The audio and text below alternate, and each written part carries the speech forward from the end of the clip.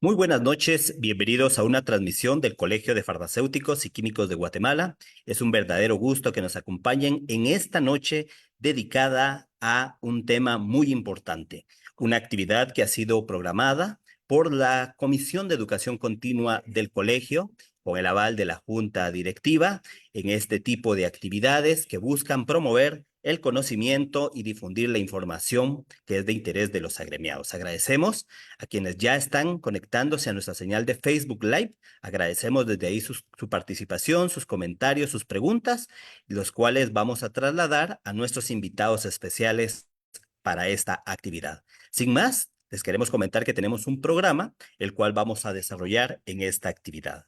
En primera instancia, vamos a saludar a los integrantes de la comisión, quienes ya se encuentran con nosotros, y en primera instancia daré el uso de la palabra a la maestra Ana Gabriela Soto Pineda, integrante de la Junta, en este caso, de la comisión, para que tenga bien dar las palabras de bienvenida. Adelante, por favor, licenciada Soto.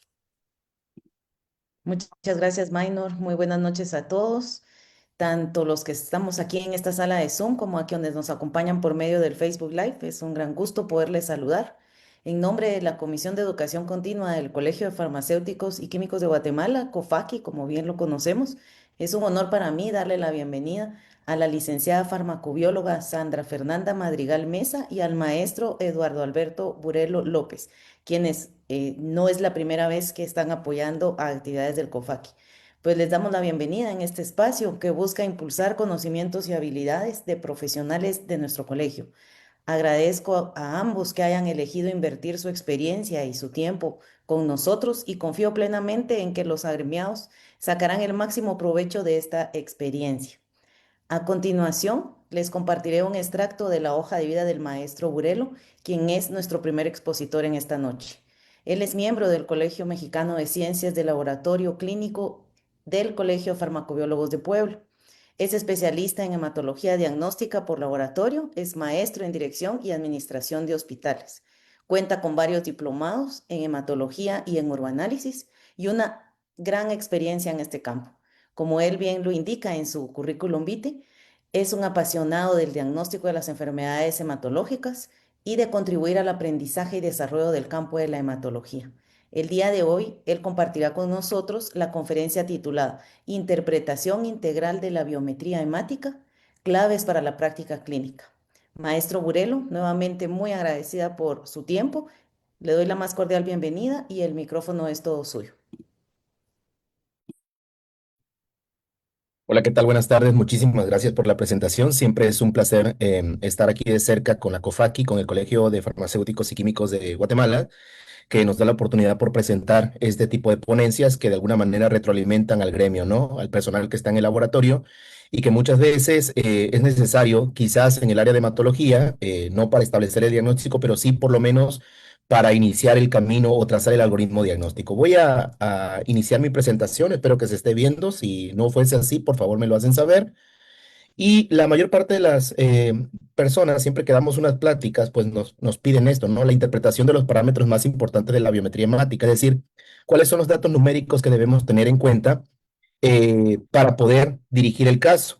Fíjense que hace poco, y les comento rápidamente, me contactó una colega y me preguntó, como era nueva en el laboratorio, me preguntó que si cuáles eran las pautas para realizar el frote de sangre periférica a los pacientes que llegan para hacerse una biometría hemática, ¿no? Seguramente en muchos cursos de hematología usted ha visto que a todos se les debe hacer una revisión morfológica, pero la realidad es que muchas veces no todos tienen un padecimiento hematológico, ¿de acuerdo? Otros van por otras causas, tal vez una diabetes, un problema de tipo renal no tan notable, no tan importante, tal vez una cardiopatía, y pues no requieren como tal una revisión morfológica.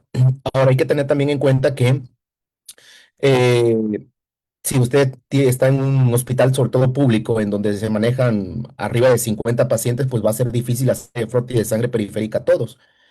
Mi recomendación fue la siguiente, y puede haber cierto grado de controversia en esto, pero la realidad es que hay que adaptarnos justamente a lo que tenemos en ese momento. Acuérdense que no estamos, o la mayor parte de la gente no estamos en un segundo o tercer nivel de atención, donde básicamente, si fuera la especialidad de hematología, lo único que va a recibir son problemas hematológicos y por lo tanto a todos le tiene que hacer la revisión del frote de sangre periférica. Si usted está en un primer nivel de atención en donde va a recibir todo tipo de paciente, pues tiene que pensar a cuál sí le pudiera hacer.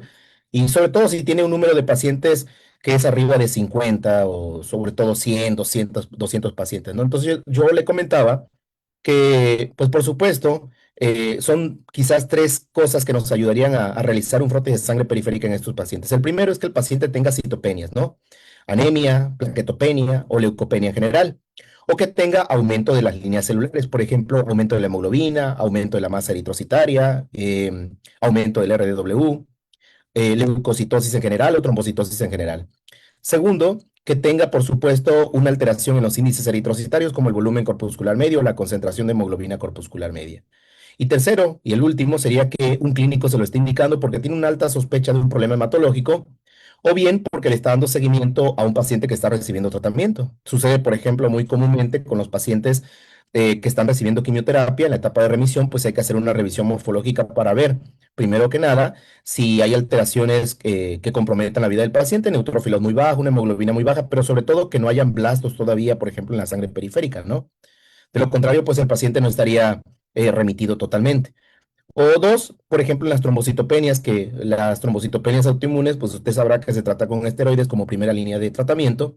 Y pues por supuesto, de un determinado tiempo hay que ver si realmente el paciente está, digamos, está respondiendo o no al tratamiento y entonces hay que ver justamente las plaquetas. Entonces serían las tres cosas que puedo decir a grandes rasgos. Yo sé que es algo controversial porque seguramente alguien va a decir, oiga, pero es que a todos se les debe hacer, sí, pero estás en un lugar donde hay 10 pacientes nada más, 20 pacientes. Estamos hablando de un servicio público en donde a veces rebasa los 100 pacientes, ¿no?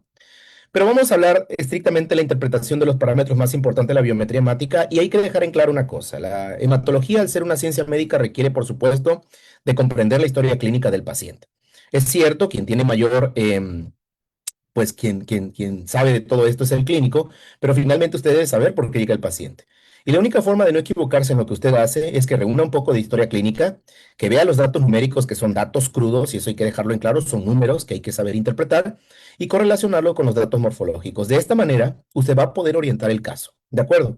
Recuerden que en el caso de los problemas hematológicos, pues hay que derivarlos. Realmente, y actualmente la morfología no es diagnóstica de, es sugerente de. Eso se hacía en los años 80 o previo a los 70, ¿no? En donde la morfología era totalmente diagnóstica. Hoy ya no lo es. Así sea una vulgar anemia por deficiencia de hierro, usted requiere o la prueba terapéutica, que es dar tratamiento, y si responde el paciente es que es eso, o hacer un perfil de hierro completo para demostrar que el paciente tiene deficiencia de hierro, ¿no? Entonces, bueno, la morfología hoy es sugerente de, no diagnóstica de. Pero bueno, voy a omitir mi presentación. Creo que ya me presentaron muy bien. Muchísimas gracias. Y nada más decir que esta diapositiva siempre la coloco al principio de una plática. Es lo más importante, ¿no? Saber para quiénes trabajamos. Vean este pacientito y no es como un paciente diabético que de alguna manera se le da tratamiento, se le dice que tiene que seguir ciertas instrucciones, tanto el tratamiento no farmacológico como farmacológico, para que no empeore su calidad de vida. Y muchas veces, lamentablemente, no sigue esas instrucciones y se complica con un problema a nivel cardiovascular, a nivel del riñón, ¿no? A nivel de teniendo retinopatía diabética, problemas micro y macrovasculares. Pero en el caso de estos pacientitos, pues como dice el libro de Robin y Cotrans, ¿no? La única forma de no tener cáncer es no naciendo, porque desde que nace uno prácticamente tiene un impacto a nivel del DNA que lo predispone al desarrollo de muchos eventos neoplásicos. Pero bueno, entonces continuamos, voy a pasar a mi siguiente diapositiva y siempre inicio con esto, ¿no? Con un caso clínico para que vean la importancia realmente que tiene el personal del laboratorio clínico. Repito, es para iniciar el diagnóstico. Realmente las pruebas de diagnóstico muchas veces se hacen en un segundo o tercer nivel de atención, donde se cuentan con los aparatos, ¿de acuerdo? Pero el detalle es iniciarlo, porque muchos de estos pacientes no van a llegar a un primer nivel de atención. Se trata de un paciente masculino de 37 años de edad, cuyo motivo de consulta es pancitopenia de causa no determinada. Recuerden que el PAN significa todos, citocélulas, penia disminución, es decir, la disminución de las tres líneas de la sangre, la hemoglobina, las plaquetas y de los leucocitos, por supuesto, los neutrófilos en valor absoluto. ¿De acuerdo? Eso es pancitopenia. Como ven, no es un diagnóstico, sino más bien refleja la disminución de las tres líneas que hay que ver cuál sería la causa primaria. Algunas de ellas se pueden diagnosticar en la sangre periférica, otras tenemos que ir a la médula ósea estrictamente para establecer el diagnóstico. Y entonces, dentro de la historia clínica, se trata de un paciente masculino de 37 años, vean la edad y, por supuesto, vean el género. A veces el género no está importante, en otras causas sí. Referido al servicio de hematología por presentar pancitopenia sin etiología definida. Entre sus manifestaciones clínicas destacan palidez cutánea y mucosa, llenado capilar retardado, taquicardia leve, astenia, que muy bien pueden ser compatibles con la sintomatología de una anemia, equimosis en diferentes partes del cuerpo, que muy bien puede ser una sintomatología de trombocitopenia, febrícula y diaforesis nocturna, que bien puede ser secundario a una neutropenia, ¿no? Hasta aquí, pues por supuesto requerimos los valores numéricos, pero aquí ya tenemos datos clínicos que nos pueden orientar de qué está pasando con el paciente. La ecografía abdominal no evidenció patomegalias, plenomegalia ni adenopatías. Ojo con eso, porque generalmente cuando hay crecimiento de ganglios linfáticos bajo una pancitopenia bastante importante, pues hay que pensar en un linfoma, ¿no? En este caso no había crecimiento de ganglios linfáticos, entonces, pues bueno, pudiera no ser esa causa, por eso hay que hacer la revisión un poco más detallada. La ecografía no evidenció crecimiento de órganos como el vaso y el hígado, entonces no nos está hablando de que algo está infiltrando la médula ósea o algo está destruyendo la médula ósea y que esas células troncales hematopoyéticas estén migrando a sitios extramedulares como el vaso y el hígado y se estén estableciendo en esos sitios. Entonces, pues aquí tendríamos que ver entonces qué es lo que está sucediendo en la médula ósea. Dentro de la exploración física hay palidez de tegumentos, llenado capilar retardado, que esto es frecuencia cardíaca, taquicardia leve, que esto es básicamente la sintomatología de una anemia, presencia de equimosis generalizadas, que es compatible con una trombocitopenia, y no hay datos de crecimiento del vaso y el hígado. Si usted revisa la biometría hemática, vemos una hemoglobina de 8.3 gramos por decilitros, es una anemia moderada, una eritropenia, y vean cómo el volumen corpuscular medio está aumentado, es una anemia de tipo macrocítica. El RDW es normal y vean la cantidad de reticulocitos está abajo. Si bien es cierto, lo estamos dando en porcentaje, en forma relativa, hay que convertirlo en valor absoluto, pero seguramente va a tener reticulocitopenia absoluta. La cantidad de leucocitos es de 1277. Aquí hay que ver, por supuesto, cada uno de los tipos de leucocitos, porque cada uno hace una función específica en el cuerpo.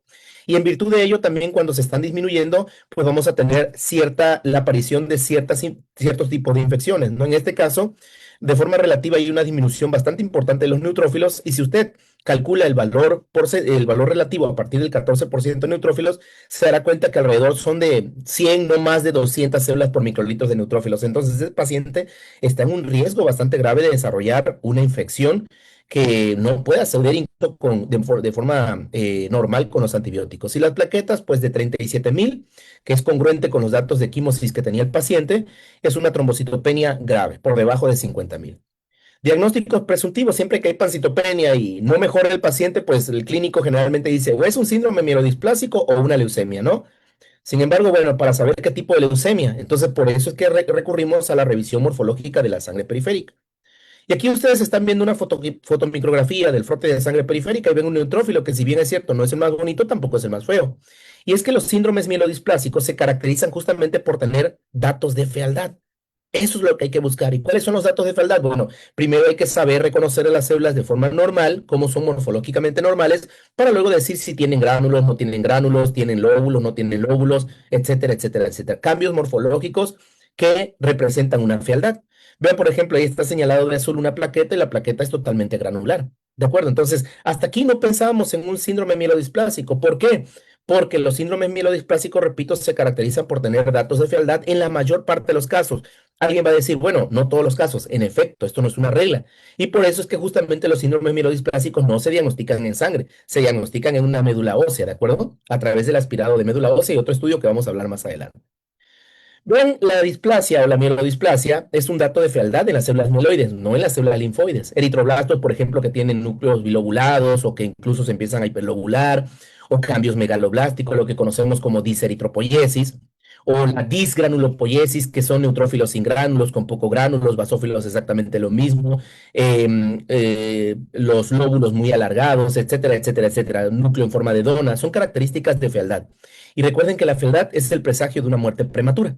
Se mueren prematuramente en la médula ósea, ocasionando una hematopoiesis ineficaz.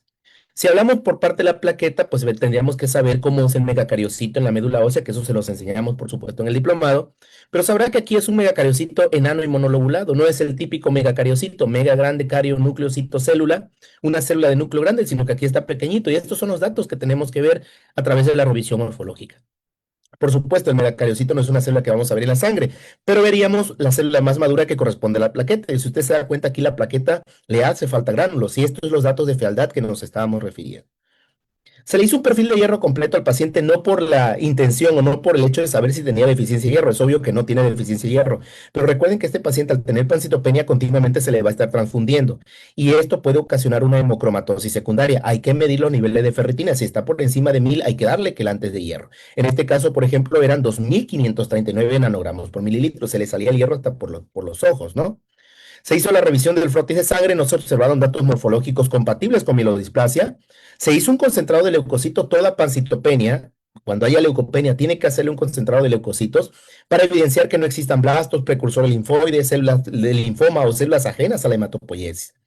Se le hizo una determinación de vitamina B2 folato, no pensando en que tuviera deficiencia de esas vitaminas, pero recuerde que era una anemia macrocítica y por lo tanto se le pidió y fueron normales. La serología viral para hepatitis A, B y C, que pueden predisponer a cierto grado de disminución del tejido hematopoyético, en este caso fueron negativos. Y cuando se hizo el aspirado, quiero que vean, no hay células, ¿de acuerdo? Y todo lo que ven, digamos que el conglomerado que ve ahí, cada vez lo hicimos más grande en la imagen de abajo, es lo que se conoce como estroma medular. Las células en la médula ósea están depositadas como en una malla. Cuando usted aspira, pues obviamente esa malla se contrae y es lo que ve ahí. Entonces, pensamos que sí estábamos haciendo un buen aspirado. El detalle es que el paciente no tenía células, ¿de acuerdo? Porque muchas veces lo que se hace es que se toma la muestra y es una médula ósea hemodiluida. Quiere decir que picas un vaso sanguíneo como el que está en la periferia y lo único que estás obteniendo es sangre periférica. Aquí no, porque teníamos la evidencia que había estroma medular. Pero por supuesto, para este diagnóstico se requieren otros estudios como la biopsia medular, que es un tejido, digamos, no es líquido, sino es un tejido, una estructura sólida. Y aquí ven los macrófagos repletos de hierro con una tinción citoquímica que se llama tinción de Peirce o tinción de azul de Prusia. Y como ven, los macrófagos están repletos de hierro, no le cabe ningún hierro, que había sido demostrado justamente por la cantidad de ferritina. Y ahí están viendo, por supuesto, las trabéculas óseas que están de más rosas, y entre la trabécula ósea y la trabécula ósea, quiero que vean, no hay nada de hematopoiesis. Y digo nada entre comillas, ¿no? Hay poca cantidad de hematopoiesis, todos esos espacios que ve es el tejido graso. Y no es que haya más tejido graso, el detalle es que se deja ver porque el tejido hematopoyético está muy disminuido. ¿Cómo quiere no tener una pancitopenia en la sangre si no tiene el tejido hematopoyético en la médula ósea? Entonces, ¿cuál sería el porcentaje de hematopoiesis que debería tener el paciente? Pues hay que hacer un cálculo y ese cálculo se lo enseñamos en los diplomados, ¿de acuerdo? ¿Cuál sería el diagnóstico? Pues seguramente algunos de ustedes ya dijo hipoplasia medular, aplasia medular, anemia plástica, que pueden ser sinónimos, habría que explicar que hay unas diferencias, pero en realidad sería una hipoplasia medular. El prefijo A significa sin, es complicado decir que no tiene tejido hematopoyético porque si no tuviera sería incompatible con la vida. ¿Qué otros estudios deberían solicitarse? Pues bueno, no le vamos a hacer como el doctor House, que vamos a pedir todos los estudios habido y por haber, ¿no? Para que el capítulo tarde más de 20, 30 días, no. Hay que saber dirigir el caso. Ya con esto, pues obviamente hay que hacer otros estudios. Dentro de ellos, por ejemplo, estudio para HPN, hemoglobinuria paroxística nocturna, que en este caso fue normal. Se pueden hacer estudios de imagen como una resonancia magnética nuclear, que no es tan necesario, en donde se demostró una disminución significativa del tejido hematopoyético.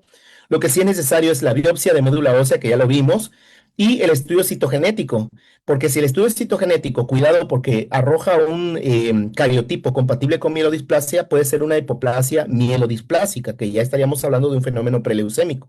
Y por supuesto la tinción de Peirce que ustedes vieron que estaba repleta de hierro. Fíjense que cuando un paciente tiene un problema hematológico, perdón, cuando un especialista tiene un problema hematológico, háblese de un dermatólogo, háblese de no sé, ¿qué les gusta? Un pediatra, un geriatra, un médico internista, un endocrinólogo.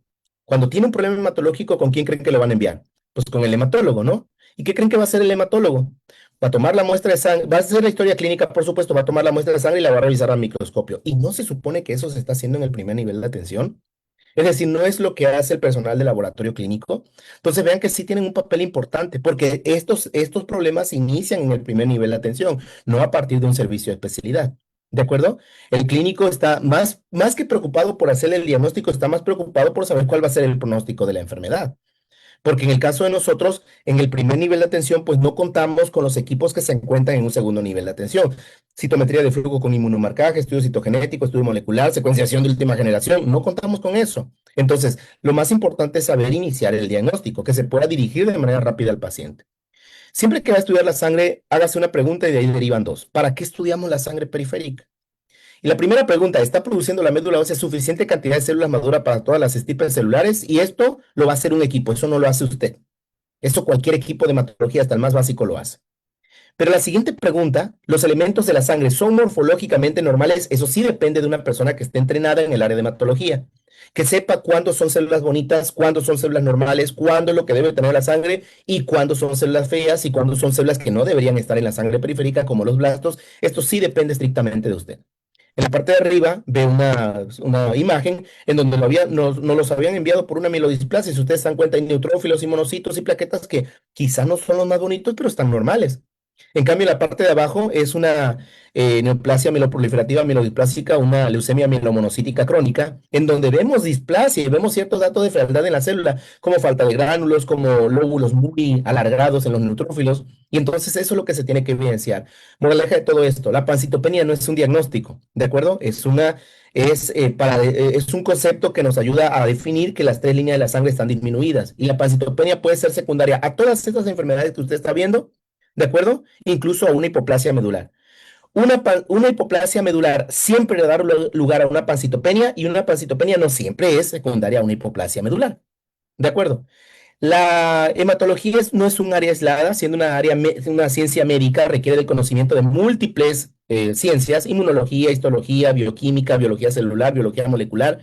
Y entonces hay que saber qué es lo que sucede en el tejido, porque muchas veces nos explican todo lo de la sangre, pero olvidan de dónde vienen las células y también olvidan qué está pasando a nivel tisular, que es donde realmente funcionan las células hematopoyéticas. Se tiene que hacer una historia clínica porque de esto depende justamente el comportamiento de ciertas enfermedades y saber a qué nos vamos a enfrentar. Esto lo voy a dejar porque es más importante para el clínico.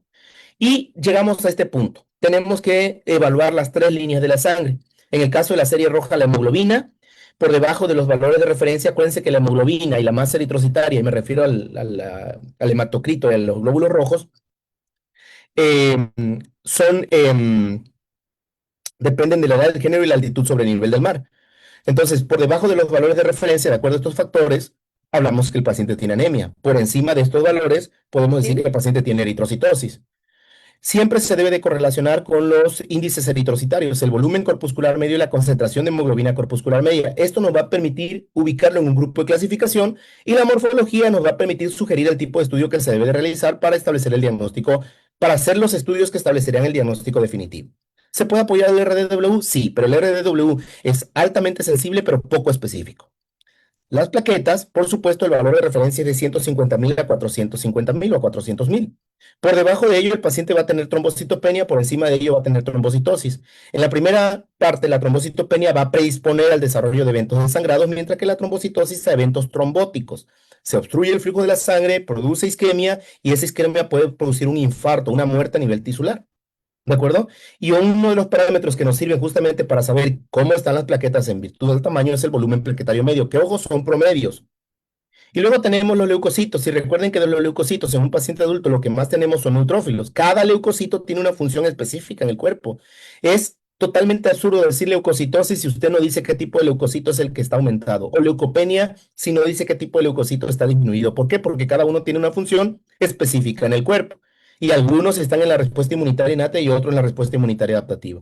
Me voy a ir un poco más rápido porque creo que ya me quedan pocos minutos, pero quiero que vean, este es el panorama general. Primero hay que hacer la clasificación y esta clasificación le va a permitir también saber cómo es el comportamiento normal de una biometría hemática, incluso en ciertas alteraciones. Y esto, por ejemplo, que no le suceda, que es una creaglutininemia, en donde se desfasan los índices eritrocitarios, lo explicamos con más calma en otro momento. Y entonces decíamos, el clasificar a las anemias a través de los índices eritrocitarios como el volumen y la concentración, le va a permitir ubicarlo en un grupo de clasificación y el ver la morfología le va a permitir sugerir el tipo de estudio que debe de realizar. Por ejemplo, si usted tiene una anemia normocítica normocrómica con un volumen y una concentración normal, pero los reticulocitos están altos, pues se tendría una condición hemolítica, ¿no? Probablemente. Si esa condición hemolítica tiene esferocitos, pues usted puede hacerle la prueba de Coombs porque sabe, porque conoce la fisiopatología, la forma como se desarrolla esa enfermedad. Pero si por el contrario lo que tiene son drepanocitos, ya no le va a hacer la prueba de Coombs. También es una anemia hemolítica, también tiene un volumen corpuscular medio normal, una concentración de hemoglobina corpuscular media normal, reticulocitos normales, pero aquí la forma ya te está diciendo que tienes que hacer otro tipo de estudio.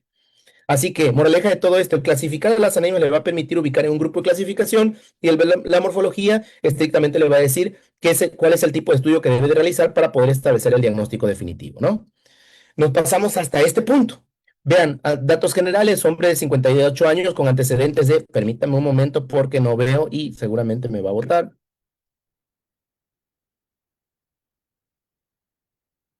Ay, perdón. Rápidamente, ahí está. Hombre de 58 años con antecedente de hipertensión arterial mal controlada desde hace 15 años, acude por fatiga, astenia y episodio de epistaxis recurrente, refiere prurito generalizado y disminución progresiva de la diuresis. Ojo con esto, es un paciente ya de edad avanzada, tiene hipertensión arterial que no está controlada desde hace 15 años, acude por datos, fíjense, de anemia y probable trombocitopenia, datos que nos hacen pensar en ello. ¿De acuerdo? Y la exploración física menciona que tiene palidez mucocutánea, petequias en extremidades y vean la tensión arterial bastante elevada, ¿no? Vean que ya está, es un grado, probablemente dos. Edema blando en miembros inferiores, ¿sí? Y vean la cantidad de hemoglobina, 8.4, un volumen corpuscular medio de 90, una concentración de 33, reticulocito por aquí, vean 0.3%, que si lo convierte en absoluto va a estar bajo, las plaquetas están bajas, los leucocitos normales, pero con un aumento de eosinófilos, y vean la creatinina, 4.2, la tasa de filtrado glomerular de 22 y la urea de 85. Con base a los hallazgos, ¿cuál sería el diagnóstico más probable? Y entonces aquí tiene cuatro posibles respuestas, una anemia ferropénica, una anemia secundaria enfermedad renal crónica, una anemia macrocítica por deficiencia de vitamina B12, una anemia microcítica hipocrómica con trombocitosis reactiva y eosinofilia secundaria asma. Por eso, señores, es que el clínico ya sabe realmente, ya espera algún diagnóstico por parte del personal de laboratorio clínico. A veces ya no, a veces el personal del laboratorio clínico se aísla totalmente de la parte clínica y pierde el sentido de las cosas. Entonces, este es un caso clásico que incluso con la simple biometría hemática usted puede decir, pues es compatible con una anemia de la enfermedad renal crónica. De hecho, está en un estadio 4 según la tasa de filtrado glomerular por las guías, por la seca de EPI. ¿De acuerdo? Entonces, cuidado con esto porque a veces el clínico ya tiene toda esta historia clínica que le hace pensar en una enfermedad y que usted debe de correlacionar, por eso no se debe de perder los datos clínicos del paciente. El éxito que va a tener el personal de laboratorio es cuando entienda para quién trabaja. No trabaja para otra persona de laboratorio, trabaja para un clínico y entonces en ese sentido tiene que saber qué es lo que el clínico espera de usted. ¿De acuerdo? Porque muchas veces eso les enseñamos en los diplomados de hematología. Van a tratar de reportar en virtud de lo que quiere el clínico, no en virtud de lo que quiere Pedro González, que está en el laboratorio Alfa y Omega, por ejemplo. Estoy mencionando un laboratorio X. ¿De acuerdo? Entonces, bueno. Y hablando de las plaquetas, ya hablamos de los leucocitos, hablamos de la serie roja, pero hablando de las plaquetas, bueno, pues eso lo vamos a dejar para un segundo momento. Conclusión. La biometría hemática es una herramienta fundamental en la evaluación de enfermedades hematológicas, ya que proporciona información cuantitativa de los glóbulos rojos, glóbulos blancos y plaquetas. Sin embargo, su interpretación adquiere un mayor valor cuando se complementa con la revisión morfológica del frotis sanguíneo, permitiendo la detección de alteraciones o estructurales y madurativas en las células sanguíneas.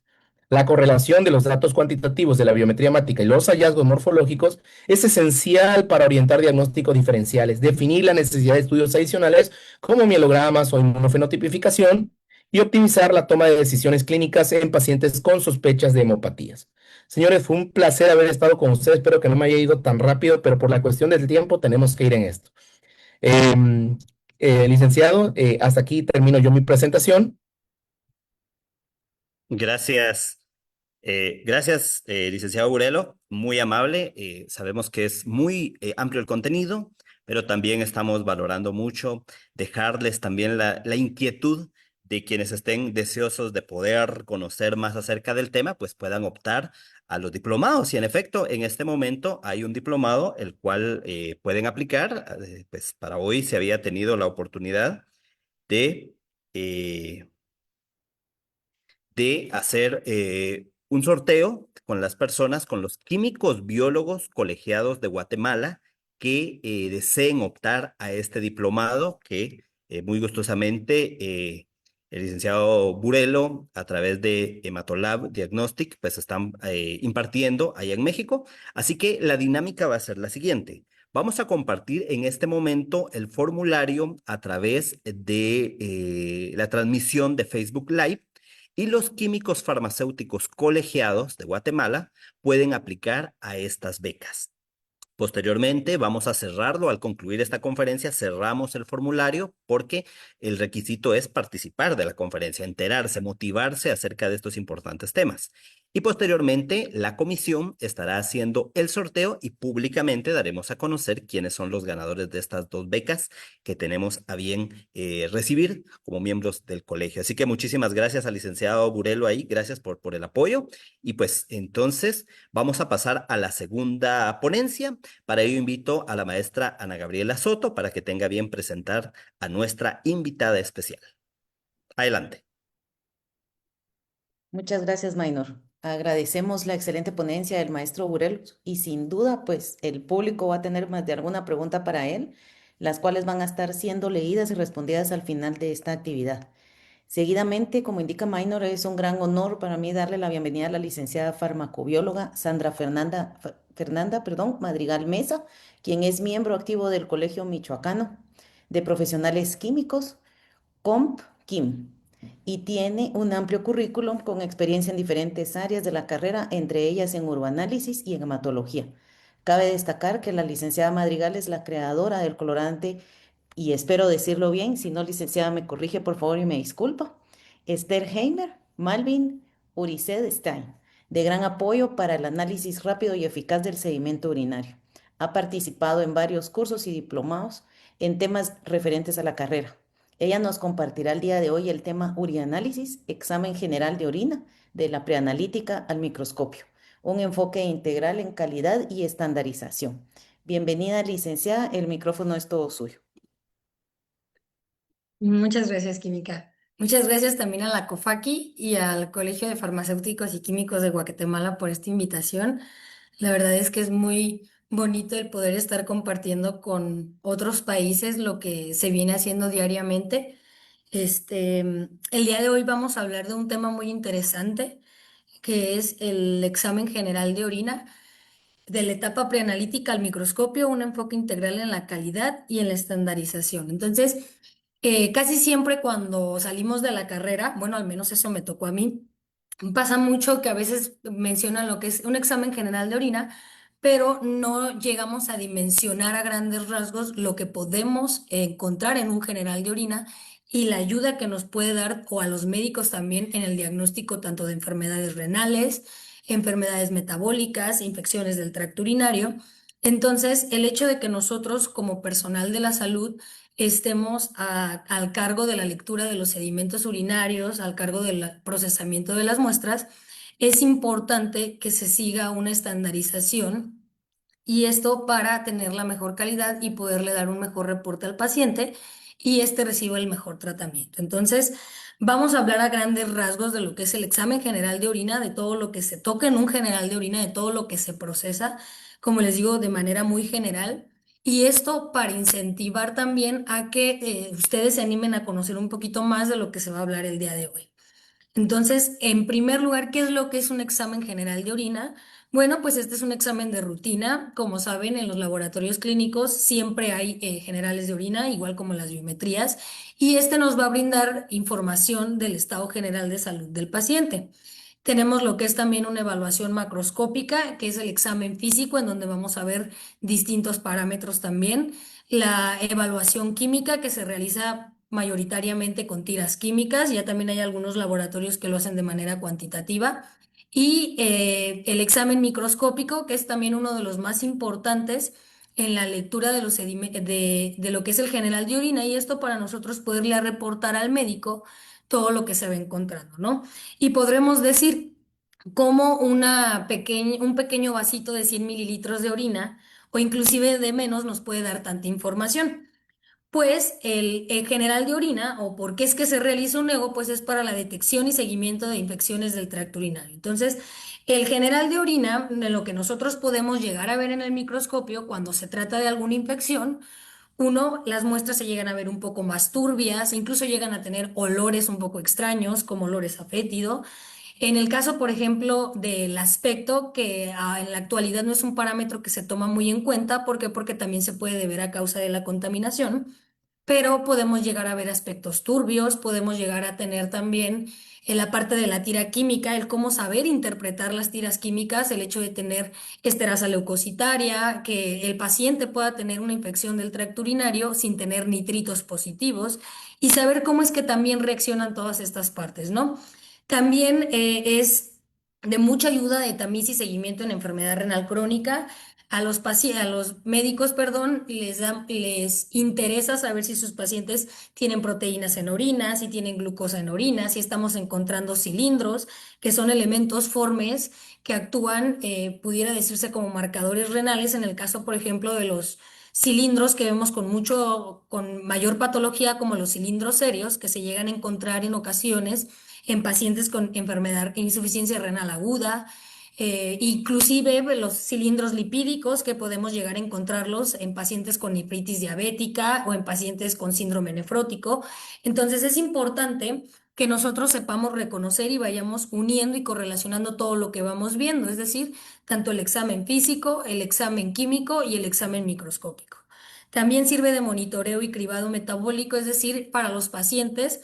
Me ha tocado que en el laboratorio nos han llegado pacientes en donde solamente van y piden un general de orina y cuando realizamos el procesamiento de la muestra, en la tira química nos marca glucosa incluso mayor a 1000 o glucosa 500 o 3 cruces, ¿no? Entonces el paciente no tenía ni siquiera idea de que estaba cursando por alguna prediabetes o alguna diabetes y con el general de orina el médico puede mandar a hacer pruebas más específicas como una glucosa, como una curva de tolerancia oral a la glucosa, inclusive puede mandar a realizar lo que es una hemoglobina glicada y esto para poder correlacionarlo y llegar al diagnóstico más preciso, ¿no? También como apoyo diagnóstico en hematuria, en el caso de los nefrólogos, cuando quieren verificar si hay alguna hematuria glomerular, se basan mucho también en la dismorfia, es decir, en los eritrocitos dismórficos. Es importante que nosotros sepamos reconocerlos, también que sepamos reportarlos. ¿Por qué? Porque los médicos los toman como mucha importancia y en base a esto dan un mejor diagnóstico y se da un mejor tratamiento. En la cuestión de la nefritis, en la cuestión de la litiasis, podemos llegar a ver en pacientes que cursan por litiasis en ocasiones cuando llegan al laboratorio y esas muestras suelen tener hematuria, pero no siempre traen cristales. Entonces, inclusive me ha tocado, por ejemplo, una compañera que llegó a tener un cálculo renal.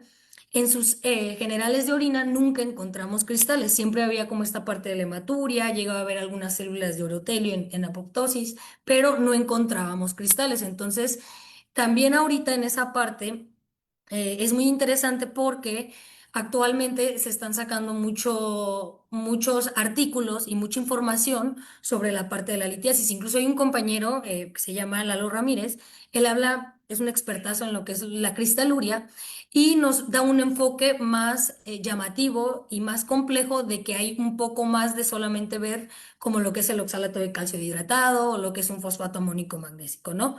Entonces, el general de orina nos puede servir para poder diagnosticar algunas enfermedades y en esto para también ir de apoyo con otros exámenes de laboratorio.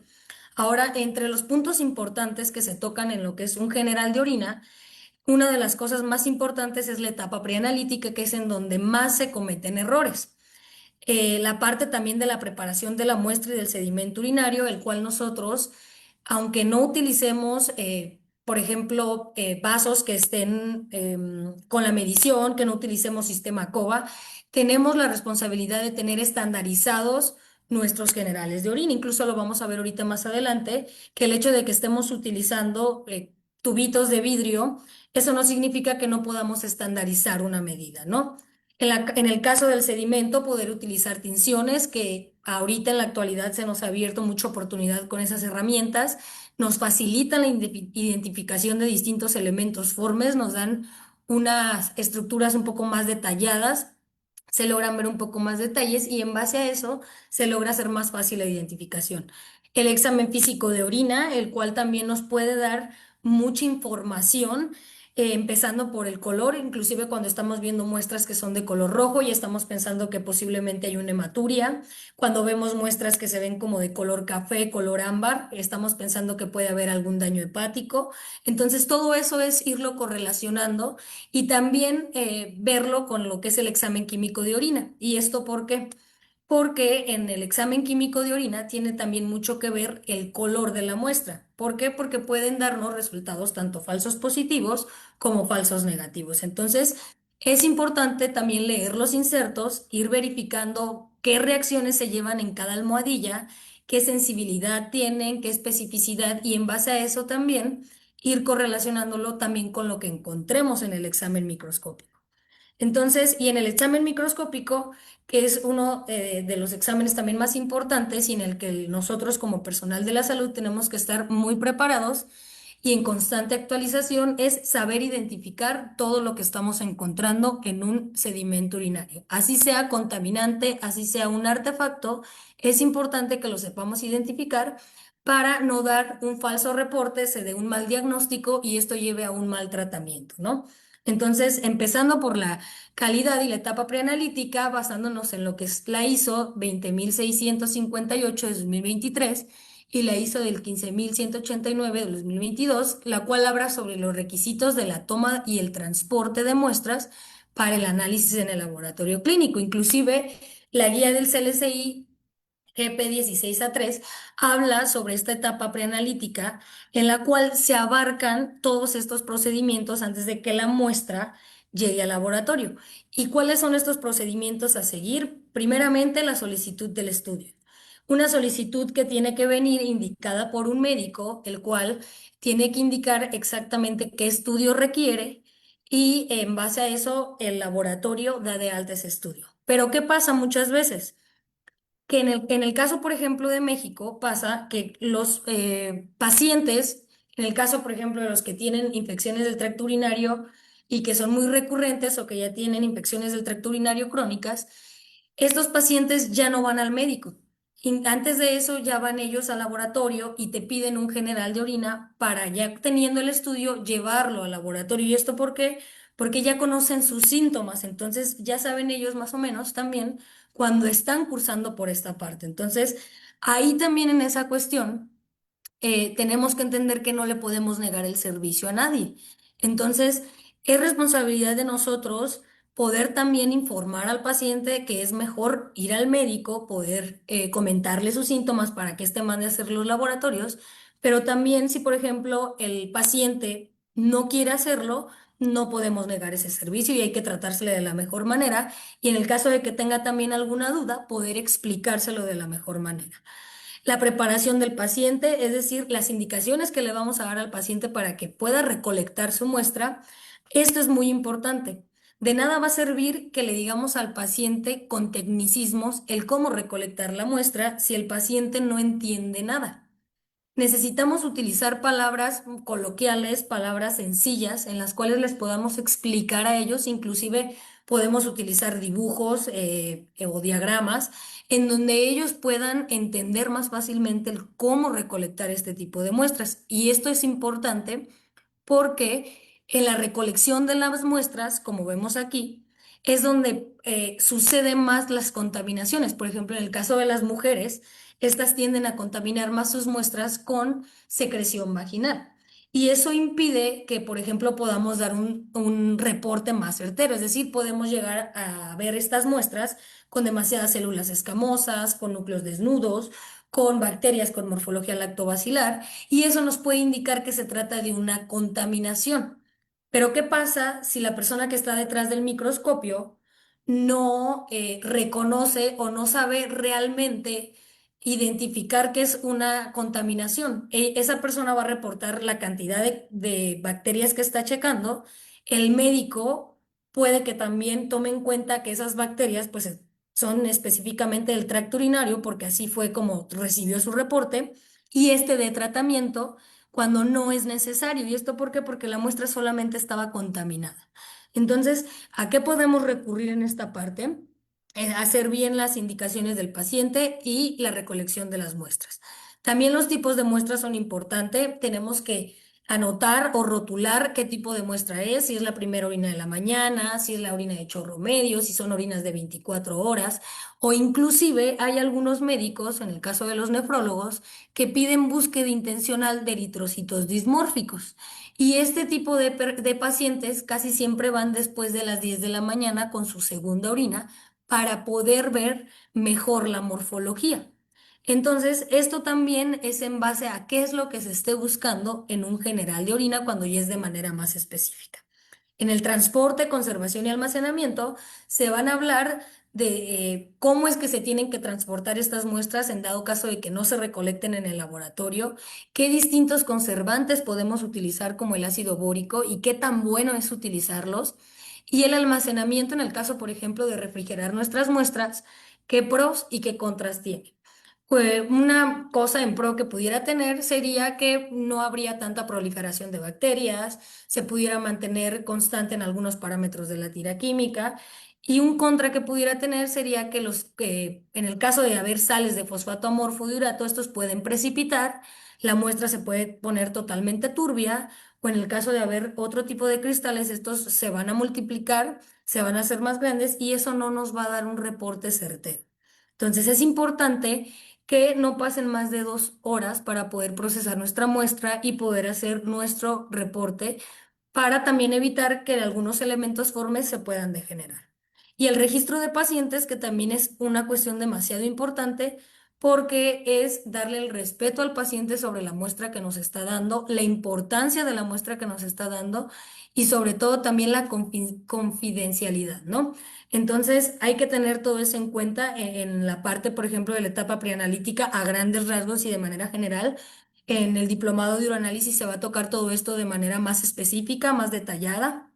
Entonces, ahorita más que nada es como una probadita. Entonces, en la preparación de la muestra, como yo les comentaba, puede que se haga de una manera más cuantitativa, una manera estandarizada en donde estemos utilizando, por ejemplo, tubos tipo Falcon. Inclusive podemos llegar a utilizar los sistemas COVA, los cuales ya vienen con sus propios tubos de plástico y sus pipetas, y en esos tipos de sistemas se hace la lectura de manera cuantitativa. Pero hay laboratorios o habemos laboratorios en donde no se pueden costear, no se pueden adquirir o es de manera más complicada. ¿Con quiénes hablo, por ejemplo? Con sector público. Como sabemos, la falta de insumos en sector público es muy constante. A veces ni siquiera pueden comprar la parte de las tiras del pH y nos toca andarlas cortando a la mitad. Entonces, eso son malas prácticas, no se debe de hacer, pero lamentablemente a veces en sector público eso pasa. Entonces, como decía el maestro Burelos, tenemos que trabajar con lo que tenemos, y si es que tenemos solamente tubos de cristal con cierta medida, poder estandarizar la cantidad que va a llevar cada tubo y que estos tengan una misma cantidad similar. Y eso para nosotros poder estandarizar la parte de la preparación del sedimento. Ahora, en la cuestión del volumen se recomienda de 10 a 15 mililitros, y en la cuestión del sedimento se recomienda entre 500 y 250 microlitros. Entonces, hay algo que también aquí es muy interesante, que es la parte de añadir la tinción. Hay algunos que añadimos la tinción en el tubo con el sedimento, hay algunos otros químicos que realizan la tinción directa de manera de poner en la laminilla, pero lo importante es que podamos identificar los elementos que estamos encontrando. Por ejemplo, aquí quiero mostrarles una laminilla de cazadores de bichos en donde utilizó la tinción de Sterheimer Malvin y vemos lo que son cilindros. O sea, si ustedes notan el tamaño que tienen esta parte de los cilindros, tan grandes que de manera macroscópica son notables. Entonces, la tinción nos ayuda también a eso. No les comento que para verlos de manera macroscópica, no, sino que también cuando los veamos bajo el microscopio vamos a ver más detalles y en base a eso le vamos a poder dar el nombre específico de lo que estamos viendo. Ahora, hablando como tal de lo que es el examen físico de la orina, históricamente solo se evaluaban las características físicas de la orina como color, claridad, olor y sabor. Entonces, ahorita en la actualidad, pues ya no se hace ni esta parte del sabor y casi nadie hace tampoco ya la del olor. Yo creo que ahorita en estos tiempos nadie se atrevería pues a lo que es tomar un trago de pipí para saber más o menos por dónde vamos, ¿no? Gracias a eso, gracias a nuestros investigadores, a tanto científico, se han podido ir modificando ese tipo de técnicas que en estos momentos nos facilitan más lo que es el examen físico y químico de la orina. Entonces, el color sí es importante. ¿Por qué? Porque podemos, desde el examen físico, pensar qué es lo que podemos llegar a encontrar en esta parte del sedimento urinario. Por ejemplo, si yo estoy viendo orina que es de un color como rojo, pudiera pensar que puedo llegar a encontrar eritrocitos.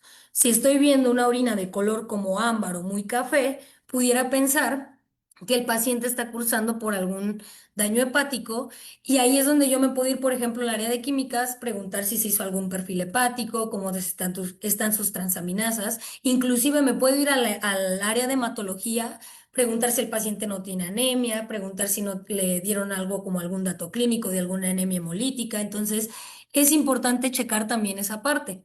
El aspecto. Como les mencionaba, actualmente el aspecto ya no se toma muy en cuenta porque pueden contaminar las muestras y eso puede darnos un aspecto turbio, pero realmente no sería una patología directa del tracto urinario, sino solamente por la contaminación. Entonces también hay que tomar mucho en cuenta esa parte. La precipitación de sales de fosfato amorfo, urato amorfo, pueden llegar a tornar las muestras de manera muy turbia, y al momento de realizar inclusive nuestro examen químico, las tiras reactivas o nuestros resultados nos dan muy bien, no hay ningún parámetro que nos alarme, y cuando vemos al sedimento solamente sales. Entonces es importante que también sepamos esa cuestión. La gravedad específica que podemos medirla ya sea con tira química o tira reactiva, o en este caso, que es más recomendable, la cuestión del refractómetro. Y esos parámetros los vamos a hablar más a detalle en el diplomado que vamos a dar en esta parte del 22 de septiembre. Entonces, como vemos, podemos tener distintos colores y en base a eso pudiéramos pensar, a lo mejor a grandes rasgos, a grandes rasgos, perdón, decir, bueno, este puede ser un paciente sano, pero me ha tocado que hay orinas muy claras en donde traen glucosas elevadísimas o donde hay proteínas elevadísimas. A lo mejor no encontramos ningún elemento forme que nos llame la atención, pero en la parte de su tira química está muy alterado tanto en la glucosa como en las proteínas. Este paciente que tiene una orina turbia, que incluso pudiera ser alguna contaminación o alguna infección. En el caso de las orinas que son como muy naranjas, pudiéramos aquí pensar que se trata de un paciente que está tomando medicamento como la fenazopiridina, la cual es un medicamento que pigmenta demasiado las muestras y la cual también nos puede dar errores en la lectura de la tira química. ¿Por qué? Porque la tira química se trata de reacciones colorimétricas y una orina ámbar que pudiéramos pensar que el paciente está cursando por algún daño hepático. Ahora, en el examen químico de las tiras reactivas, son reacciones colorimétricas, y estas tiras reactivas son una tira de plástico inerte en la cual hay distintas almohadillas impregnadas con reactivo, las cuales van a reaccionar al momento de estas ponerlas en contacto con orina. Entonces, en base a eso, cada tira reactiva tiene un reactivo, cada tira reactiva realiza una reacción, y cada parámetro identifica o lo podemos, no identifica, sino más bien lo podemos correlacionar con algunas cuestiones en el laboratorio. Por ejemplo, la esterasa leucocitaria la podemos correlacionar con ver leucocitos en el sedimento, los nitritos, con bacterias, el urobilinógeno, checar si el paciente no está cursando por algún daño hepático. Ahora, también es importante pensar que la cuestión del urobilinógeno, este puede dar un falso positivo. Y este lo puede dar porque cuando pasa mucho tiempo en procesar las muestras, puede haber esta parte de los pigmentos en donde puede tornarse un poco más oscura la muestra, y esto puede llegar a colorear el parámetro, la almohadilla, pero realmente no es certero. Inclusive, si ustedes, por ejemplo, les mandan a hacer una búsqueda a lo mejor de un paciente que tienen en control de urobilinógeno, la muestra más adecuada viene siendo en el horario de las 2 a las 4, que es cuando se excreta más urobilinógeno en el cuerpo. Proteínas, las cuales en muchas ocasiones correlacionamos con la parte de los cilindros urinarios, pero también es importante verificar qué es lo que detecta este parámetro y de qué es de lo que están formados las matrices de los cilindros. Entonces, sí es algo que se va a ver más a detalle en el diplomado. El pH, el cual también es de mucha ayuda para los cristales urinarios, para poder identificarlos también o basarnos en qué especie cristalina estamos encontrando. La sangre con los eritrocitos, gravedad específica, checando qué tanto se están concentrando o qué tanto están concentrando los riñones, cuerpos cetónicos en pacientes que son diabéticos, es importante la cuestión de la cetonuria, bilirrubinas para cuestiones hepáticas y glucosa. Entonces, las tiras reactivas, la mayoría de las tiras reactivas ya traen estos parámetros. Algunas otras tiras reactivas traen lo que es el ácido ascórbico, que este más bien nos ayuda para ver si hay alguna interferencia. ¿Por qué? Porque el ácido ascórbico suele dar muchos falsos positivos o falsos negativos. Entonces, cuando nosotros tenemos, por ejemplo, esas tiras reactivas, no es tanto que el ácido ascórbico tenga una importancia, sino que nos puede dar una idea de que se pueda tratar de un falso positivo en algún otro parámetro. Eso también nos puede ayudar. Algunas otras tiras reactivas ya traen la microalbúmina, ya traen el calcio, ya traen la relación albúmina-creatinina o incluso la creatinina, y este tipo de tiras reactivas también son muy buenas. Pero hay que tomar en cuenta que el examen químico viene siendo un examen semi-cuantitativo, es decir, que no nos da cantidades exactas de lo que estamos analizando en ese tubo. Ahora, ¿cómo podemos correlacionar, como les decía, la tira química con la lectura del sedimento urinario? Bueno, porque la esterasa leucocitaria, como un ejemplo, lo que estamos midiendo, lo que detecta son las esterasas en los gránulos de los azurófilos de los granulocitos, como los neutrófilos, los basófilos y los eosinófilos. Entonces podremos preguntarnos, ¿por qué a veces me marca en la tira reactiva esterasa leucocitaria, pero en el sedimento urinario ya no estoy viendo estos elementos? Una puede ser porque se trate de linfocitos. La tira reactiva no les van a detectar linfocitos porque estos no tienen esterasas en sus gránulos. Ahora, otra pudiera ser que los leucocitos se lisaron. En orinas muy alcalinas o en orinas muy diluidas, estos pueden llegar a lisarse y esto puede causar que los gránulos sigan en la orina, que a lo mejor ya no se vean los elementos formados, pero los gránulos van a seguir presentes y la tira reactiva los va a seguir detectando. Ahora, la coloración de la tira reactiva es muy similar en distintos fabricantes, es decir, son reacciones que van desde el color como un poquito rosa palo hasta un color morado. Y esta es una de las reacciones más largas. Esta dura incluso hasta 2 minutos en que se pueda hacer su lectura. Y esto también depende en el inserto que venga de sus fabricantes. No es lo mismo el inserto de un fabricante a otro fabricante. Entonces es importante que en las tiras que nosotros estamos utilizando podamos leer el inserto y en base a eso también hagamos esa parte. Falsos positivos que podemos llegar a tener: orinas o muestras contaminadas con secreción vaginal. Ahí pudiéramos encontrar leucocitos, pero también encontraríamos abundantes células, núcleos desnudos, mucina. Entonces también todo eso nos pudiera ayudar. Medicamentos como el meropenem pudieran darnos una reacción falsa positiva.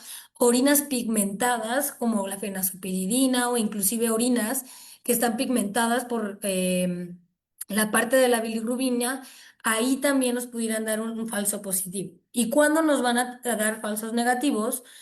Esto cuando, por ejemplo, haya presencia de ácido ascórbico, cuando hay una alta cantidad en la cuestión de la glucosa o medicamentos como la gentamicina, nos pueden dar falsos negativos.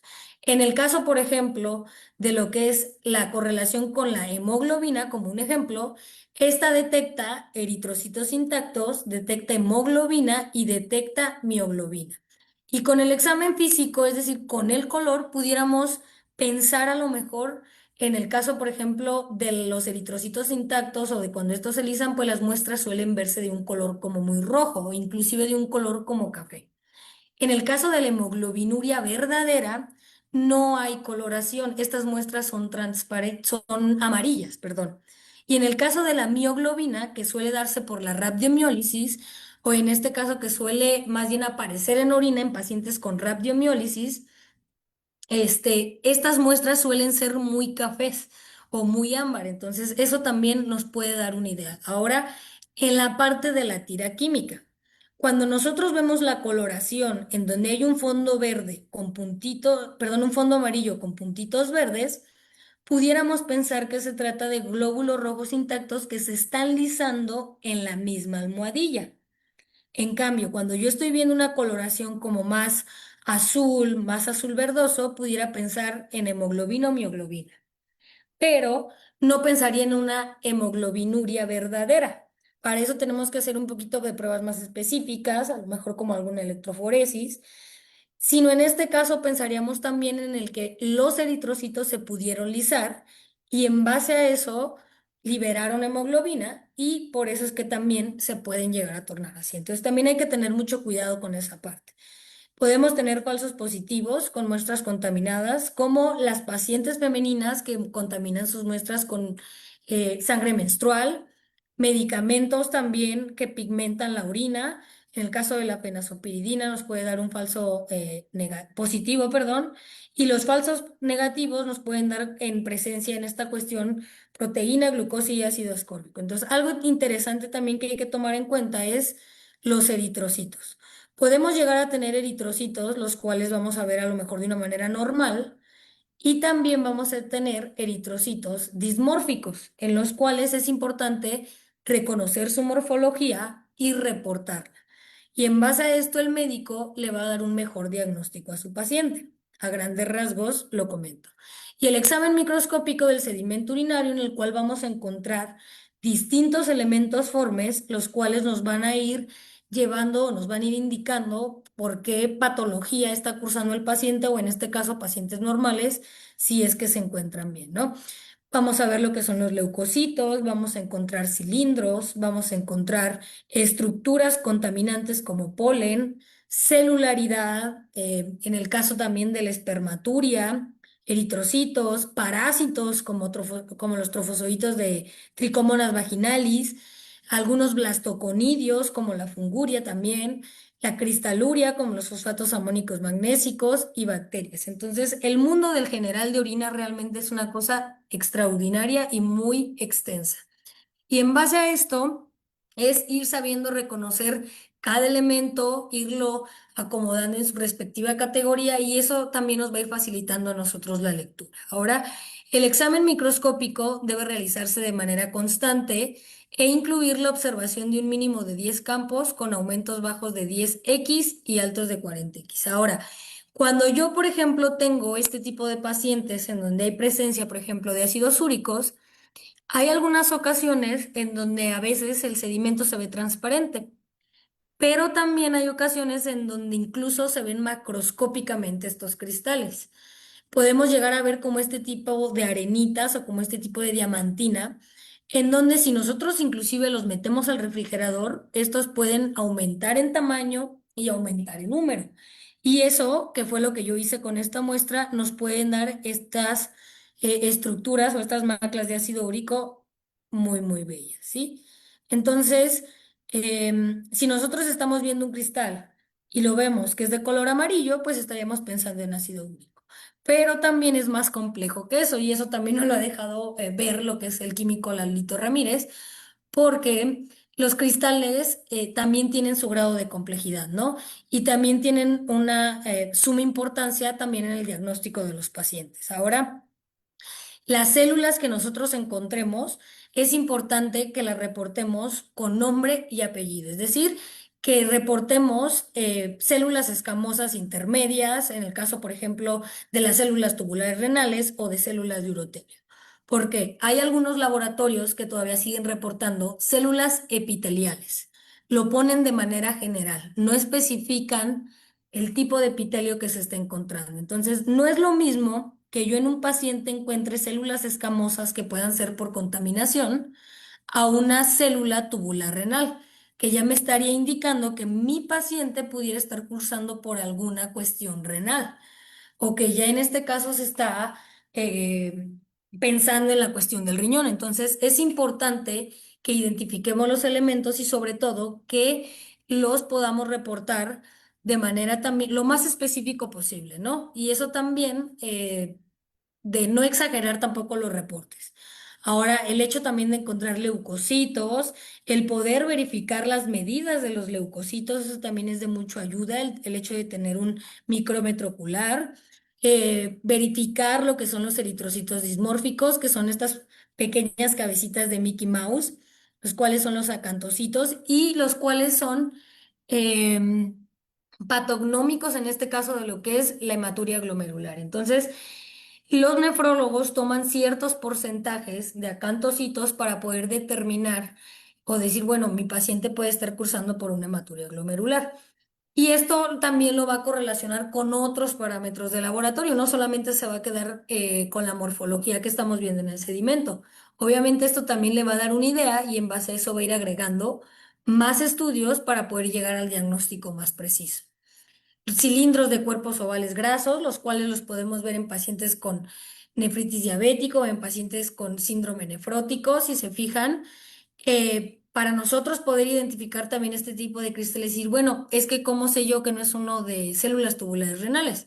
Bueno, a final de cuentas, los cuerpos ovales grasos pueden ser o macrófagos o células tubulares renales. Y ahora, ¿cómo pudiera yo saber que realmente se trata de un cuerpo oval graso? Vamos a recurrir a lo que es la microscopía de luz polarizada y vamos a recurrir a lo que es la tinción de Sudan 3 y que es algo que vamos a hablar muy a detalle con muchas fotos y videos en el diplomado que vamos a dar el 22. Entonces, los macrófagos también pueden llegar a teñirse, leucocitos y bacterias, si se fijan. El colorante Sterheimer-Malvin nos ayuda bastante. Si ustedes gustan usar otro colorante como el Sterheimer S, el azul de toluidina, el azul de metileno, tienen toda la libertad de hacerlo y esto es más que nada para que ustedes se puedan ayudar en la identificación de los distintos elementos formes. Ahora, podemos ver también bacterias. En este caso ya pensaríamos en alguna infección también del tracto urinario, bacterias teñidas con Sterheimer-Malvin. Aquí algo que quiero mencionar es que es importante conocer también el fundamento de la tinción. Y esta tinción es una tinción supravital. Es decir, en pocas palabras, va a teñir aquello que ya no sea viable o es decir, que esté muerto. Aquellas estructuras que sean viables o estén vivas, por así decirlo, no van a teñirse, como quien dice. Podemos encontrar también funguria. Y esto de la funguria también es importante reconocer si no se trata de alguna contaminación o si realmente se trata de una funguria o en el caso, por ejemplo, de alguna enfermedad por hongos que estén causando realmente una infección en el tracto urinario. Y en el caso, por ejemplo, de los parásitos como los trofozoitos de Trichomonas vaginalis, no es como tal que haya una infección en tracto urinario. Esto también se puede dar por contaminación en el caso de las mujeres, pero es muy importante que reportemos este tipo también de parásitos. Y esto porque para que también a la paciente se le dé este tipo de tratamientos, ¿no? Entonces, ha pasado mucho que también nos toca que las pacientitas embarazadas van a realizarse sus estudios de control y encontramos este tipo de estructuras. Entonces, es importante que también se puedan reportar porque también se puede poner en riesgo la vida del bebecito, ¿no? Entonces hay que tener también mucho cuidado con esa parte. Y en conclusión, el examen general de orina pues tiene un valor de reconocimiento temprano de alteraciones urinarias. Entonces es un examen muy importante el cual nos va a ayudar a reconocer o identificar si hay alguna infección del tracto urinario, si hay alguna enfermedad renal, si está cursando por alguna enfermedad metabólica o en alguna enfermedad hepática. Entonces, el general de orina puede ser también de mucha ayuda. Es importante que el personal de salud sepa identificar los elementos formes en el sedimento. Sí, sí es muy importante que estemos en constante actualización, que estemos verificando también que se trata de contaminación, que se trata de un elemento que es exclusivo como en esta parte del tracto urinario, como lo son, por ejemplo, los cilindros que se forman en el riñón o en lo que son en los túbulos distales de la nefrona. Entonces, es importante que sepamos cómo va iniciando desde la etapa preanalítica el examen físico, el examen químico y el examen microscópico. Y la calidad del proceso depende tanto de la etapa preanalítica, es decir, desde que están recolectando la muestra, hasta la interpretación microscópica. Entonces, hay que intentar tener todo estandarizado, intentarles dar el mejor o la mejor calidad a nuestros pacientes y sobre todo como una frase que a mí me agradó bastante, es una orina bien analizada abre la puerta al diagnóstico temprano y a la prevención de complicaciones clínicas. Y esto se los pongo rapidísimo con un ejemplo. Eh, Teníamos una paciente que tenía 22 años de edad y esta pacientita fue a realizarse un examen general de orina. Entonces, esta paciente presentaba 30 miligramos por decilitro, por así decirlo en la tira, de proteínas y al momento de estar revisando su sedimento urinario encontramos en toda la laminilla que buscamos un solo cilindro serio. Entonces, ese solo cilindro serio se reportó en esa ocasión por tanta cantidad de campos. Esta vez ya no lo hice por campos, sino se reportó por, no sé si recuerdo si por cada 100 campos, por cada 200 campos.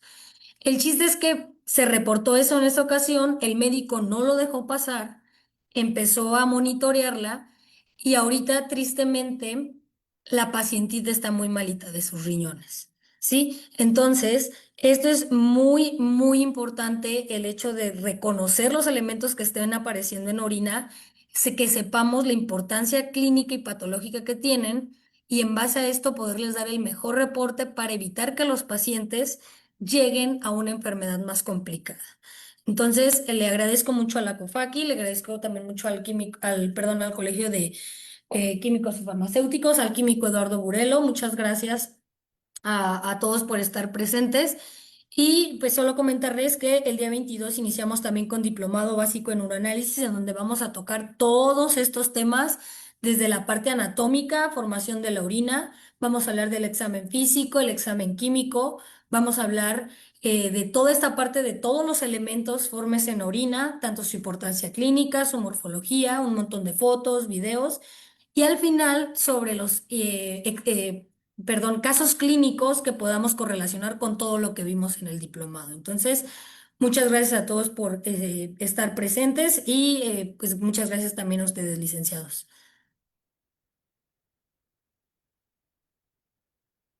Muchísimas gracias. Gracias, licenciada. Qué interesante, bastante completa, bastante explicada, pues esta información. Así que agradecemos mucho esa invitación para seguir aprendiendo acerca de estos importantes temas. Muy amable. Vamos a ir ya en la fase de cierre de nuestra actividad y para ello haremos la sección de preguntas y respuestas. Invitaré a la maestra Sayira García, integrante de la Comisión de Educación Continua. Ella es química bióloga de profesión del colegio, así que adelante, por favor, maestra.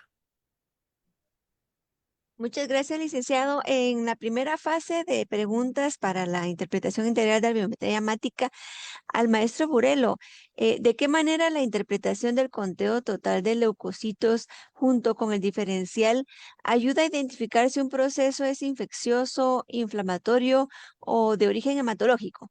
Le dejo el micrófono. Sí, muchas gracias. Hola, ¿qué tal nuevamente?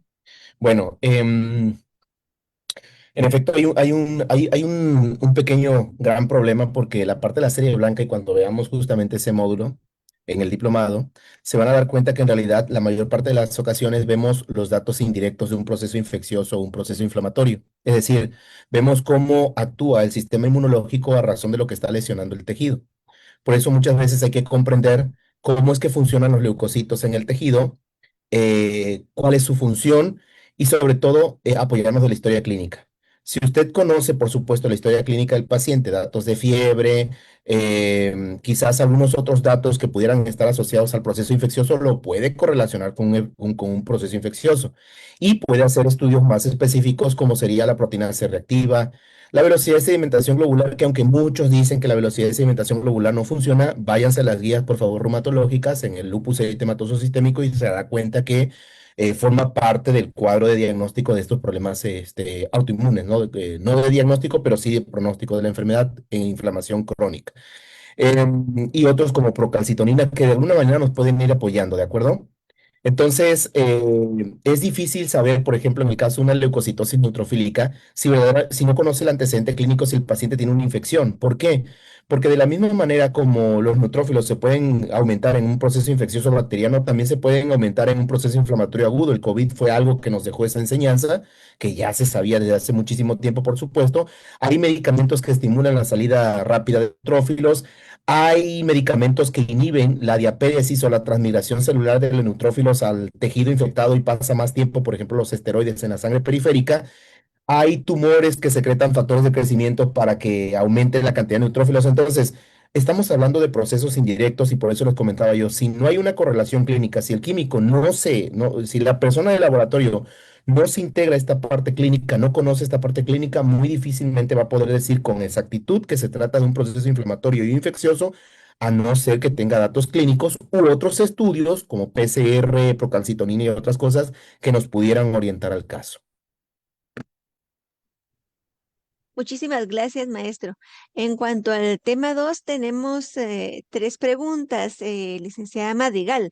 Una de ellas es que dentro de la ponencia, Sofía Ávila nos indica que mencionó orina de 24 horas para examen general de orina. ¿Es correcto hacerlo en estas muestras o en qué casos se realizarían?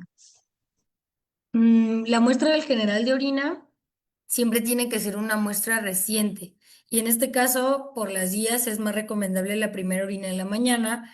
Y esto porque es la orina más concentrada. Como pasa más tiempo en vejiga durante el descanso nocturno, tiende a concentrarse más y eso también es un factor importante para la formación de distintos elementos formes. Por ejemplo, en el caso de los cilindros, uno de sus factores de formación viene siendo lo que es la concentración urinaria y también un pH ácido. Entonces es por eso que a veces se elige también esta parte de la primera orina. ¿Por qué no realizar un ego de la orina de 24 horas? Porque, por ejemplo, en el caso de que la paciente traiga, no sé, no una infección, sino muy escasas bacterias, estas pueden proliferar a partir de las 3 4 horas y eso puede aumentar la cantidad. Entonces no va a ser lo mismo que en la orina reciente yo vea una cruz de bacterias o muy escasas bacterias a las abundantes bacterias o a las 4 cruces de bacterias que voy a ver al día siguiente. Inclusive puedo ver que se están formando cristales, en el caso de los fosfatos amónicos magnésicos, yo he visto que se pueden formar de manera in vitro por una alcalinización del mismo medio, porque en el caso, por ejemplo, en cuanto más pasa el tiempo para analizar una orina, también puede correr el riesgo de que se alcalinice. Entonces, sería más recomendable que pueda ser una orina reciente y en este caso, basándonos en las guías, pues que se pueda a lo mejor la primera orina de la mañana. En caso de que no se pueda la primera orina de la mañana, intentar comentarle al paciente que pueda retenerla lo más que pueda en vejiga. ¿Por qué? Porque también en el caso, por ejemplo, de los nitritos, requieren al menos 4 horas en vejiga para que para que las bacterias puedan hacer la conversión de nitratos a nitritos. Entonces, ahí sí sería importante más bien analizar esa parte. Me parece que la cuestión de las 24 horas es más bien para contar el volumen total de orina y en base a eso ya se pide una muestra reciente para poder hacer la medición también de lo que es la creatinina y la medición de lo que son las proteínas. Muchísimas gracias, Lick. También nos pregunta Nichonsky Barra si es correcta la igualdad entre que una orina sea similar a una biopsia líquida. Sí, de hecho, en algunos libros, en algunas bibliografías mencionan que como tal lo que es la orina, pues es una biopsia líquida, ¿no? Entonces, es importante verificar también que estamos encontrando células. Entonces, y son células que vienen de distintos epitelios. Viene del epitelio, por ejemplo, cúbico, que viene siendo el epitelio renal, epitelio cilíndrico, el epitelio escamoso, el epitelio de urotelio o transición, como se conocía anteriormente, o el epitelio también cuando encontramos pelvis renal. Entonces, cada uno de estos epitelios también tiene su significado clínico. Entonces, por esa razón, sí, en algunas bibliografías lo mencionan como biopsia líquida. Muchísimas gracias. Y por último, licenciada, ¿qué factores preanalíticos impactan con mayor frecuencia en la calidad de los resultados del examen general de orina? La recolección de la muestra. Yo creo que en la recolección de la muestra es en donde más eh, hay errores por parte de la recolección también de los pacientes. A veces también no es mucho que el mismo laboratorio no sepa explicar o que el laboratorio no les dé herramientas. También hay que tomar en cuenta que a veces los pacientitos que llegan al laboratorio son pacientes geriátricos, son pacientes que vienen de comunidades, pacientes que no comprenden muy fácilmente las indicaciones. Entonces, también ponernos exigentes en un punto de donde si ya vemos que la paciente no puede recolectar, que vemos que se le está complicando, ahí es donde entra la chamba de nosotros como, como personal de laboratorio, en donde tenemos que sacar esa muestra y poner en mente o tener en mente que a lo mejor está contaminada y poderle dar un reporte más cercano a lo certero. Ahora, no le vamos a pedir, por ejemplo, 100 mililitros de orina a un paciente que tiene anuria. Eso va a ser, o sea, no nos va a recolectar ni 4 mililitros. Entonces ahí también hay que tomar mucho en cuenta qué vamos a hacer cuando nos toquen estos casos que son los que nos ponen a pensar. ¿Por qué? Porque tenemos que solucionarlo como lo tenemos. Va a haber ocasiones en las que acaso va a haber a lo mejor un bebé que está muy grave y nada más te pudieron llevar 1 mililitro de orina. Y en ese mililitro de orina tú te puedes dar cuenta que el niño tiene a lo mejor una infección que ya pudiera considerarse una pielonefritis, porque ya estamos encontrando cilindros leucocitarios, cilindros bacterianos, y con ese solo mililitro de orina ya hicimos muchísimo. Entonces hay que ser también muy empáticos en esa parte con la recepción de las muestras.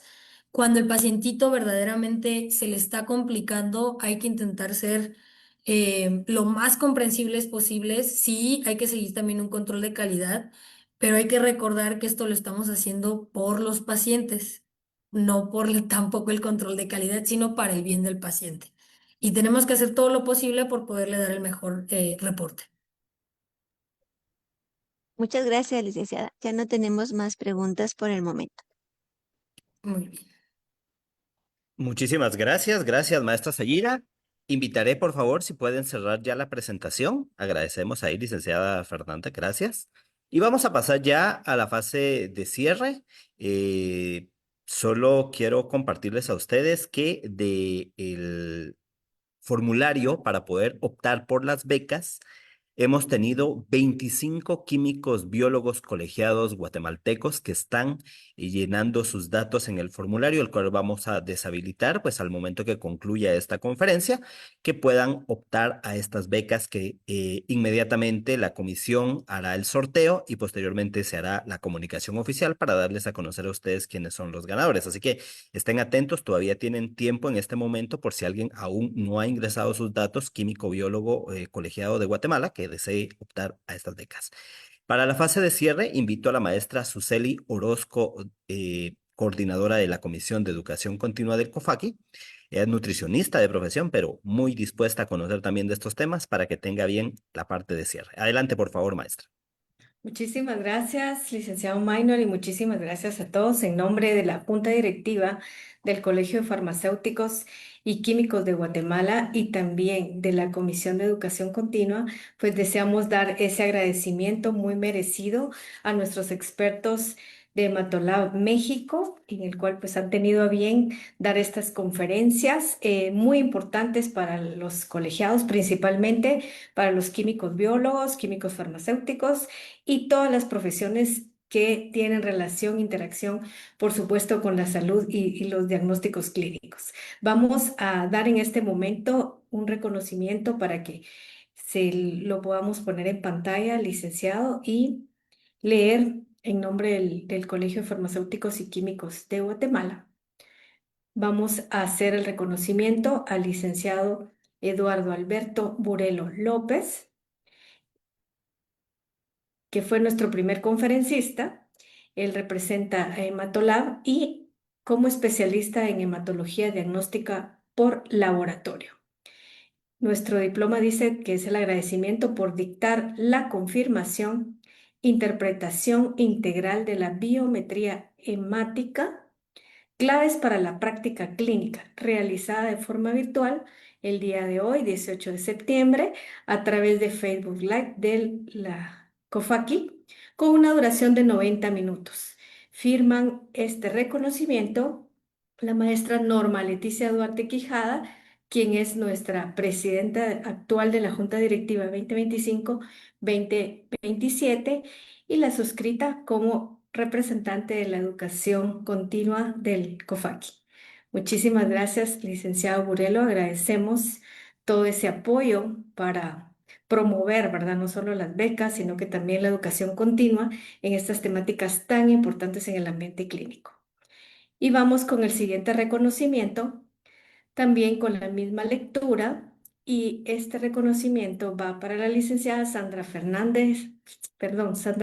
Madrigal Mesa, química farmacéutica bióloga, por dictar la conferencia Examen General de Orina de la preanalítica al microscopio. Un enfoque integral en calidad realizada en forma virtual también el día de hoy. Firma nuevamente nuestra presidente de Junta Directiva, la maestra Norma Leticia Duarte Quijada, y mi persona. Muchísimas gracias, licenciada Madrigal, por toda su experiencia compartida esta noche también. Así que a ambos, si nos ayudan ahí también para abrir sus micrófonos, y ya dejo el tiempo al licenciado Minor. Muchísimas gracias, licenciado Minor. Continuamos. Muchísimas gracias. Si pueden abrir la camarita todos ahí para que vean, pues quienes estuvimos aquí participando detrás de esta sala de Zoom, viendo a través del Facebook Live. Vimos que tuvimos una alta participación. Gracias a todos por haber participado. Recuerden, para quienes optan a las becas, vamos a cerrar el formulario, pero la comisión hará los respectivos sorteos de las becas que han tenido a bien regalar para participar de este diplomado que está muy próximo a iniciar. Veíamos que es el próximo 22 de septiembre, ¿verdad? Así que la información nosotros la hemos socializado a través de las redes del colegio para quien desee participar, puede informarse, y también a través de las redes de Matolab Diagnostic, entonces donde pues se tiene esta alianza bastante importante para poder compartir esta información tan importante acerca de los laboratorios, acerca de los análisis clínicos, pero también de llevar esa formación, así como esta actividad que es abierta, totalmente abierta para quien desee conocer de estos temas, pero también para los especialistas que sabemos que son muchos y muy interesados en estos temas, pueden aplicar a este tipo de programas de formación. Así que sin más, agradecemos a la Comisión de Educación Continua del COFACI, a la Junta Directiva, quienes avalaron esta actividad. Les recordamos que esta transmisión queda acá en el Facebook Live, ahora por políticas de Facebook, 30 días queda aquí disponible, pero nosotros la trasladamos al YouTube del colegio para que quede ahí ya de forma permanente para quien desee conocer más de estos importantes temas. Ahí estará a disposición después de estos 30 días. Así que sin más, les deseamos una excelente noche y pues les deseamos que tengan un feliz descanso ya en esta noche de jueves. Hasta la próxima.